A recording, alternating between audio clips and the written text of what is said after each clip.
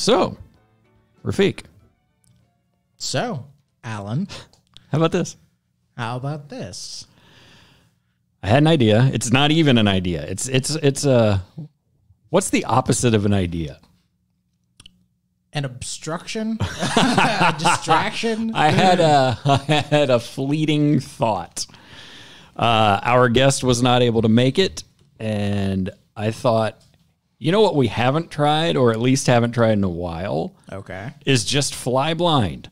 No specific topic, no specific time limit. Just see if we can babble until something happens. Okay. And one of two things is bound to occur. It's either going to find some footing and it'll end up being a long conversation about whatever, or it's just going to be about 15 minutes of us going, well, this is shit, and then I'll turn it off and erase it. So that's there is no in between. There is no in between. There's no way it's going to result in anything other than one of those two things. Man, yeah. This is the thing about podcasting in general, right? Is because, like, I look at us and I go, I know outside of here, we are two talkative motherfuckers who would just go on for hours about nothing, you know, just literally apropos of nothing. Oh, yeah. You know, and we have a hell of a time saying goodbye. Yes. Because the second one of us stands up and declares, I'm leaving now, 9 times out of 10, that same person is the one who goes, oh, and by the way. And then it's just another 30 minutes of nonsense. I actually have a specific term that I use for that, and I call it the comics goodbye. Yeah, oh, that's good. Much like the Irish goodbye, but slightly different. Well, the Irish goodbye is just you get up and leave, right? Right. Okay. But it's the idea of the reason why I say it's slightly similar but different is the intention is I'm just going to get up and leave. But instead, a comic says goodbye now, and then 2 hours later, he actually physically leaves the space. But his mind doesn't. He's still in his mind having that conversation all the way to the car. Right. So, and that's, you know, the number of times I've been to a show or an open mic where you're like, all right, guys, I gotta go, you know, I'm leaving. And then somebody says something and you're like, oh, yeah, you know, like, you know, it's so great to see you. And yeah, let's continue talking about blah, blah, blah, blah. And then you're like, all right, I already missed my flight. So I guess I guess I live here now. All right, you know. And, you know, there's something lovable about that, but it's also like, very weird when you're not the one intending to leave because it's like, motherfucker, go. Like, are you leaving or not? Right? It's like you said goodbye at 8. I was all ready to start jerking off, and now I'm sitting here not jerking off because you're fucking ass. All right. So here's a segment we haven't done in a while.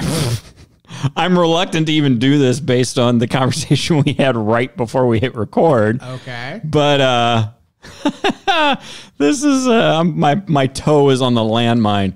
What's making you miserable this week, Rafiq? Oh, I mean, literally eating me up from the inside. Yeah. No, I'm not gonna, you know, I normally don't have any problems talking about health stuff, you know, like, honestly, the conversation that Allan's alluding to is, you know, I'm going through some health things right now, et cetera, et cetera. Everything will be fine. But that's actually not my biggest concern recently. My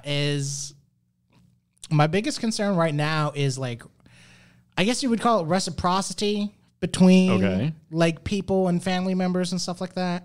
Right? Okay. This will go on for a while because we've had this conversation in real life. Right. Because, like, so before I came today, and I say this with love and respect and, you know, yada, yada, yada. You know, so I'm not racist, but. Right.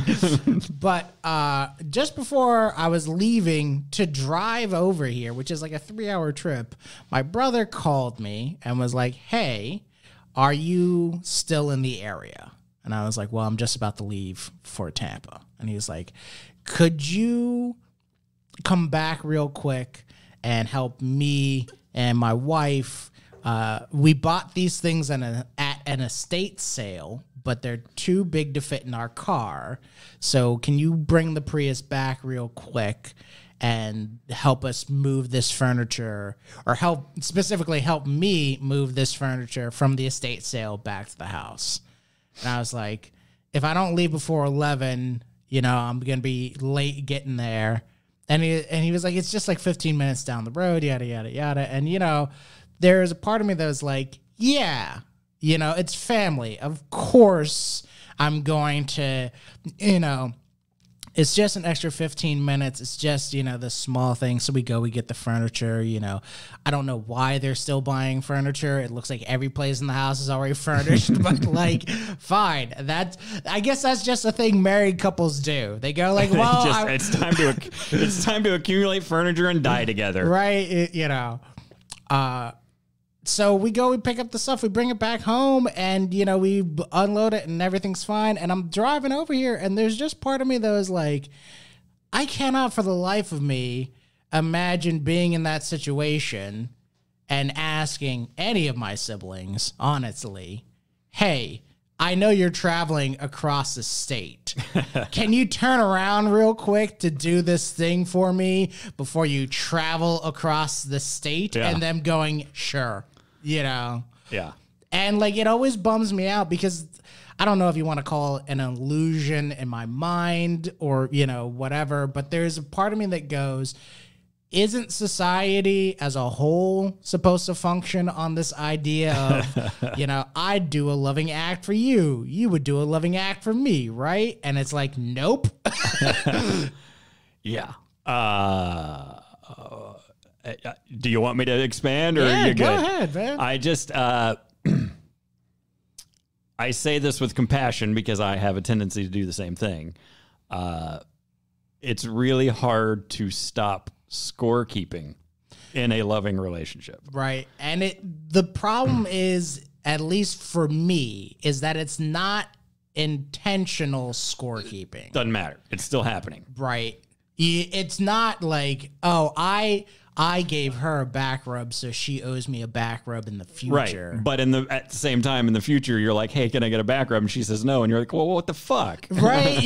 Because there is a thing of like, I'm showing love to you because I care, but when I ask you to show me these moments of you care, even if it's not the same thing, right? Right. You don't always get like, oh, it's not an apple for an apple. Right, and like, I guess you could call this like a third world thing too. But like a great example is with them in particular, all right?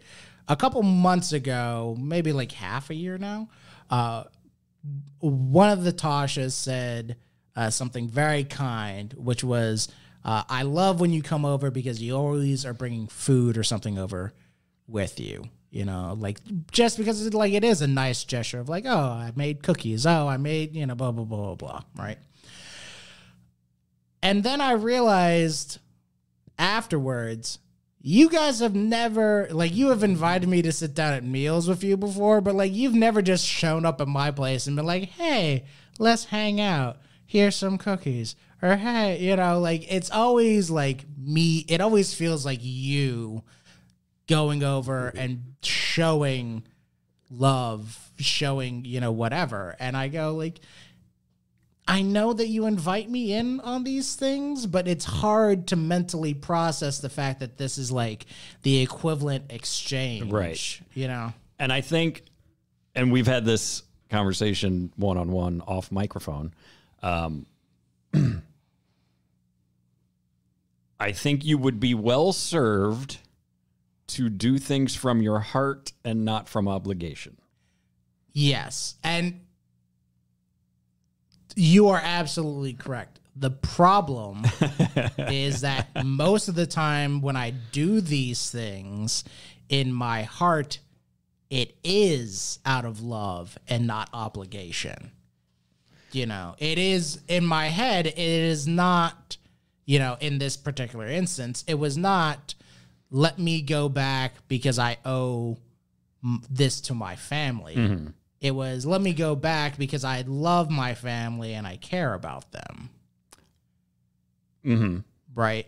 And I can see on your face, and I understand too, there's something in my head that's conflating the two things together when it shouldn't be. When you first started talking about it, you qualified it with, of course, we're family. That to me doesn't sound like I am happy to go help you move furniture. That to me sounds like I am happy to fulfill my obligation. Right. Which is, it's a subtle thing, and it's the kind of thing that fucks with your head, and it's the kind of thing that Shakespeare fucking writes about. But it's a thing. What is the driving force that motivates whatever? I like the imagery of that, of like, oh, in 20 years, I'm going to sit down and write a Shakespearean level book of just my fucked up relationships of obligation to people. Yeah. Well, no, I mean, not to get too, like, that's the whole, I think it's Titus. The whole thing about like his devotion to Rome is literally destroying his family. His daughter got her tongue caught out and her hands cut off, but he can't betray. He's literally watching his children crumble in front of him, but he can't betray that obligation he has to Rome. He just, that's, It can be hard because like there's a lot of times, and to kind of connect it to what you're talking about with something that's going on in the world right now, is the whole quiet quitting thing. All right, have you heard about this? I feel like I'm going to be exhausted and annoyed after you explain it to me. I mean, a little bit, but like you're always exhausted and annoyed. I'm so tired. Maybe this is a derailment that needs to happen. Can we just do stuff? Why is every fucking human behavior now has like 4 guys behind them with a clipboard? What do we call this thing and write clickbait articles about? Well, I mean, that's the thing. Those guys always existed. It's just they didn't have a platform to, Right. I mean, it was always like 4 dudes on like a construction crane somewhere just being like, hey, look at that guy over there. They thought it was a just clever inside joke amongst themselves to say quiet quitting. Right. And it was just a fun thing they did. Now it's like we have to all embrace some stupid... It's like, hey, look at Randy. He's quiet quitting, right? Let me guess. Is it just not showing up to work anymore? No. I mean, so the idea behind it, and this is really like you can tell this is an old person who wrote this idea, is that like millennials, because that's the only age group anyone under 45, I guess, belongs to now, according to the media. Fuck that. I still own IMX. By the way, they keep changing it. Like 10 years ago, I was Gen X. Now people are telling me I'm a millennial. Right. That's what I'm saying. Which is horseshit. I'm Gen X, baby. I was there for Nirvana. Fuck you. Yeah, no, absolutely. But that's the thing, though. Is like anyone under the age of 50 goes like, yeah, people after me are millennials. But it's the idea of millennials are showing up to work and just doing the bare minimum. The thing they were paid to do. You mean like having a job? Right. Isn't that what we've always fucking done? Well, so the idea is that millennials aren't going above and beyond anymore for their employers. So like some dude at Bloomberg News or whatever was like, oh, it's quiet quitting. And it's like, it's not quitting. It's called doing your job. Right? You had these 5 things you have to do every day, and you did the 5. Right, and it's like that's what you paid me to do. It's literally in a contract that you signed. It was like the exchange of goods and services was I do these 5 things, you give me money. Yeah, and it's weird for me because I have always lived that way. Because there's a whole big thing of like, oh, you should always go above and beyond for your employer, and I go like, No, I spent 8 hours here doing the thing you paid me for. I'm just going to leave. And by the way, I'm almost certain, even though I didn't read it, I'm almost positive that the person writing it wrote it from the perspective of like I can't basically exploit my workers anymore. Right, yeah. I can't keep asking them to do shit that they're not really supposed to do. Right. Well, so it's that whole thing of people are like, why aren't people answering their emails at 7:00 anymore? And it's like, because the workday ended at 5. Right. It's Like, on the what- building. It Right. says open from 9 to 5. Right. Why should I be answering emails 2 hours after I've left? And it's like, well, that's how we keep workflow going. It's like, no, workflow goes from 9 to 5 when you stop giving me money. Right.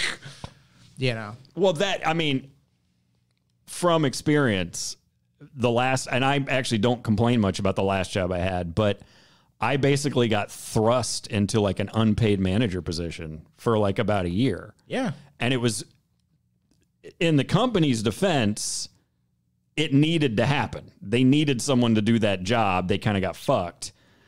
But in my part, at some point, I started like knocking on doors going, hey, remember how I completely restructured our entire system and now the whole department works better because of the thing I did?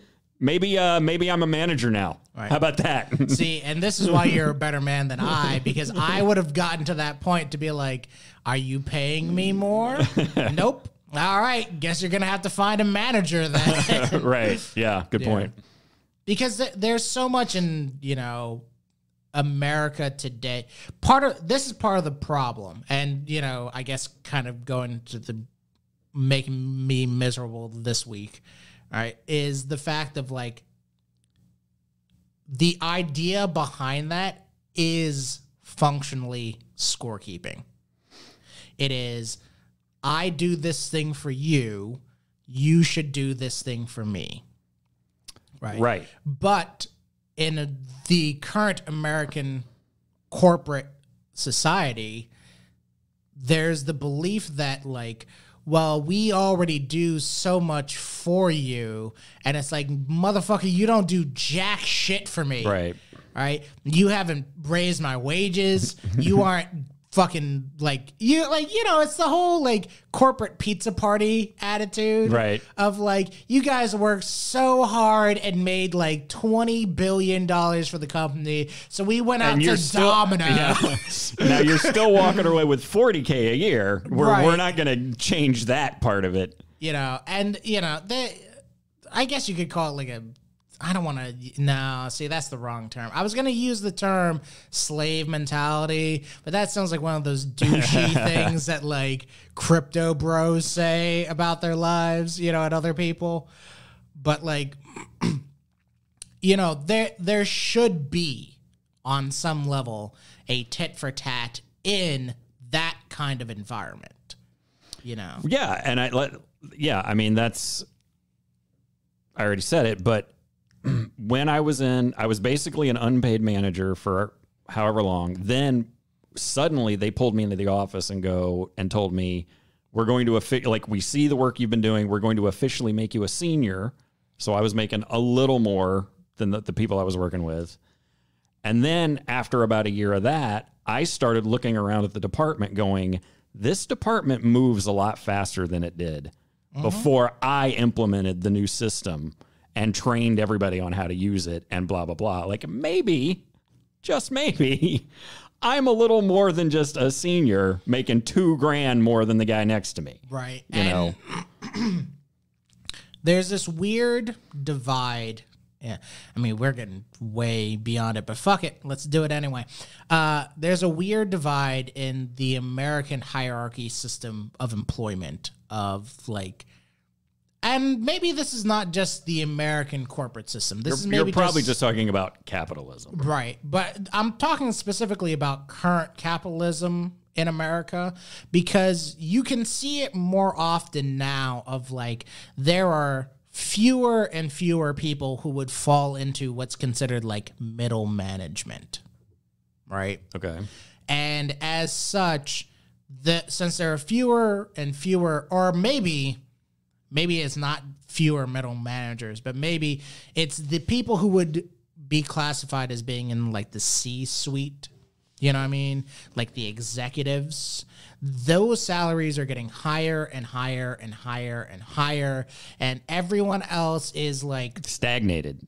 It's not dropping, it's just plateaued. Right. And like then there's like this weird middle rung where it's like you're not paid enough to be like your parents' idea of a middle manager of like, oh, I'm making the equivalent of a 75% paycheck as opposed to the people below me who are making a 50% paycheck, like increase in pay.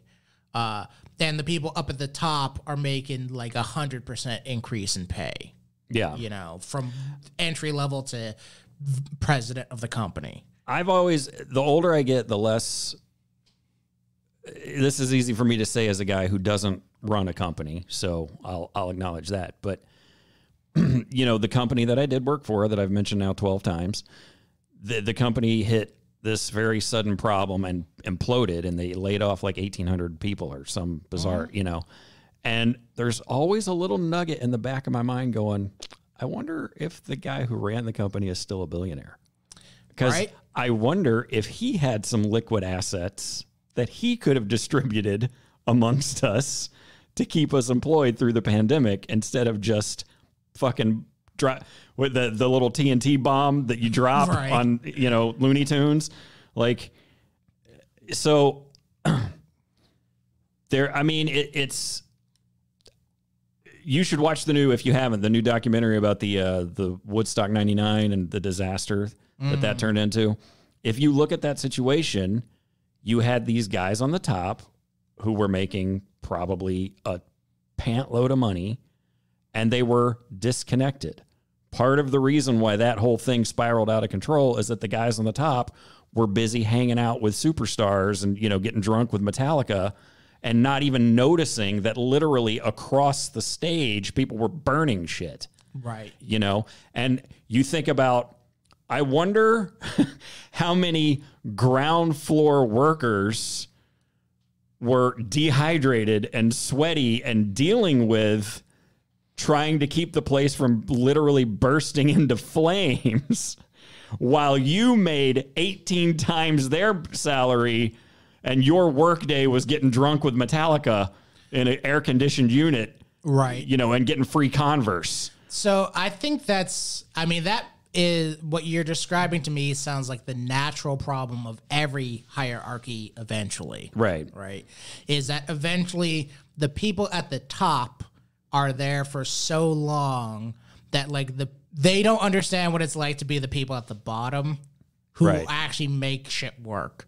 And the in between, and this is something that always pisses me off, is I go, if you are a well-read, well-educated individual, it should be fairly easy to rationalize making sure that the middle is as fat as possible because the middle gives a shit about the people underneath them. Right. Because they know if I don't keep these people happy, they're going to come and replace me. Sure. But also they didn't come in on a golden chariot. Right. They used to be the sweaty bartender before they worked their way up to the whatever. Right. You know. Yeah. It's almost as if a structure should have like a middle, like a spine. Yeah. Or like some beams that kind of keep it up. Yeah. So, I mean, if you're talking about just our society as a whole or societies in general, a big problem today across the world is that there's not a lot of social mobility anymore. You're kind of born into the class that you're born into. See, yeah. And you may, by some weird fluke, rise from either like poverty to super status or fall from super status to poverty. But like you missed all the rungs in between. Right, exactly. You know. It's weird because I don't know how much of any of this is new. I think we always tend to talk about this stuff in this like it's this way now, but like, you know, there's that horrible story I'm just now realizing how little I know about the story. I couldn't tell you when, I couldn't tell you where, but early factory worker days, there was that horrible tragedy where the factory burned, but the employers had been locking the doors so people couldn't leave. So are you talking about the shirt? I think it was, yeah. I think it was closed. So it's like that horrible thing had to happen so that now the corporate guys can't get away with locking you in anymore. But they're going to do the equivalent of locking you in one way or another. Yeah. And then they're going to complain to you that you're a quiet quitter. Well, so what you're talking about is the problem of sociopaths. Like, sociopaths will always go, okay, so we can't punch babies, but what if we built a machine that just jabbed a fist out and held babies in front of it? Right. Legally, we are not punching babies. We just happen to pass them in front of this baby punching machine. Right. That's what I'm saying. Like, I mean, if they're not going to physically lock you in, they're going to lock you in,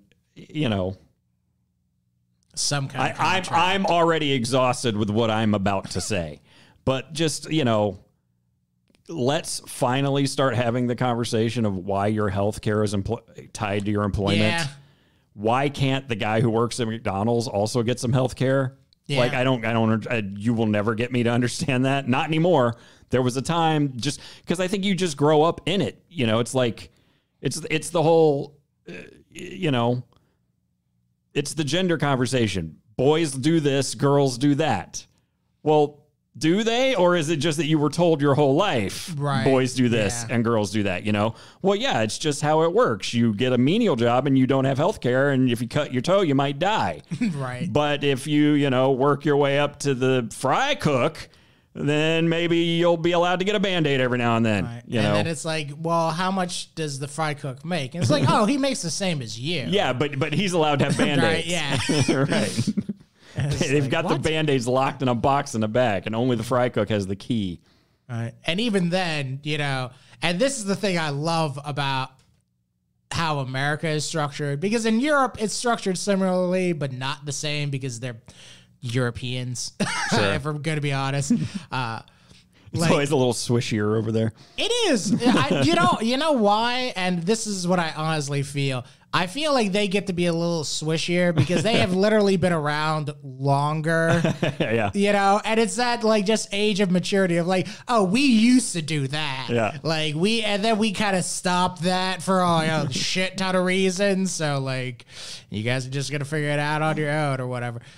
But in America, the fry cook would have the key, and then he would go, oh my goodness, my hands are bleeding, reach out for a bandage, and then he would either open up the thing and find a little note that says, I owe you a bandage. Right, yeah. Or there would just be some executive going, are you sure you want to reach for that bandage? Right. You only have a limited number of bandages. Here's your possible consequences. Well, fuck. What is that called? That's called a deductible. Right. You have to pay $1,000 before your healthcare starts paying for shit. Yeah. I love the idea of a copay of I gave you money for healthcare, and now I showed up to the doctor and I had to give them money for healthcare. Well, we negotiated a rate behind the scenes. Oh, really? Did that rate include the fact that I had to just give them money? Because I could probably just have a conversation with them. Right. If that's all you do, then I'm going to sit down for a year and have the conversation with them, I guess, Dude, so 2 months ago, whatever it was, I had sinus surgery. Now, God, I probably shouldn't say this. Fuck it, I'm going to say it. So I'm going... molest you while you're under. Well, is it molestation when you consent to it? Just a little box. Yeah. So I had been going to an allergist for about 3 years, give or take. Get as far as I can with the allergist before the allergist says, you need to go to an ENT. You probably need surgery. So now I've got 3 years of records with this person. We tried step 1. It kind of worked, but I'm not better yet. Step 2, it kind of worked more, but I'm not better yet, So I got 3 years of records with this person. Go to the ENT. He looks at my scans. I barely remember saying hello to the guy. He walks in and goes, here's what's going on with you. And he just starts explaining why my sinuses are all fucked up. And he said, so here's what we need to fix. We need to fix this thing. It was 4 things. So now I've got a professional surgeon saying, let's fix these 4 things. I've got 3 years of records from an allergist saying he's not getting healthy after all these treatments. And the insurance company would not approve all 4 things that they wanted to do. Right. So I will not say this on mic because I don't want to get into any trouble, but more was done than what was agreed upon because my surgeon is a good guy. Right. and only because my surgeon is a good guy. Right. And that's that part there, again, when you're going back to talking about reciprocity, is one of those things of like, you are more inclined to do a good turn by him because he was willing to do a good turn for you. Right. And there is a certain portion of me in general that goes, isn't that how society is supposed to function? And I think and I'm with you. You and I are speaking the same language. However, at some point you have to go, all the relationship books say don't do that. Right. And they all have degrees that I don't have. Right. So maybe they're onto something. Yeah. So it's like when you're talking about a doctor-patient relationship, I'm not this guy's friend. He's not serving me out of love, and I'm not going to him out of love. There is a direct transactional relationship there. The problem is, for guys like us, we tend to transactionalize other stuff that shouldn't be. You should, and I think we do it in both directions. I started to feel really bad. My family, I kind of had to have them take care of me for a day after I got my surgery. And then a month later, I had to go to another procedure, and my mom had to drive me and drop me off. So I made damn certain the next time I saw her to bring her flowers and go, hey, I know you had to put up with me. And also, like, the day of the surgery, I know I wasn't kind to her. Now, she was annoying as fuck, but that didn't give me an excuse to be unkind. So it was like, hey, thanks for what you did for me, and sorry I was a prick. Right. And I absolutely relate to that because there are plenty of times where it's like you have a moment where somebody, in your family will show you an act of kindness and you go, I have to repay this. Right. And to your credit, or to your point, I should say, it shouldn't be like that because this is something that I am working on as a person, is I am working on getting better of just accepting a compliment or accepting something positive without feeling the need of like, I have to repay, this positivity. Because sometimes you just don't have that in the tank. And there's nothing wrong with just accepting a positive thing, appreciating it, and going, thank you, and moving on with your day, To be continued in a future episode of Hey guys, thank you so much for listening to another episode of So How About This? If you liked that episode, please don't forget to like, comment, subscribe, or leave a review. If you really liked us, tell a friend. If you hated us, tell somebody you also hate. Tell 5 people that you hate about us. Find your arch enemy and convince them to listen to our podcast because you hate us so much and you want to punish them for it. Also, don't forget to follow us on Twitter at So How About This One. That's the words So How About This followed by the number 1. If you have any questions you want answered on the show, just hit us up on Twitter and don't forget to stay tuned for new episodes.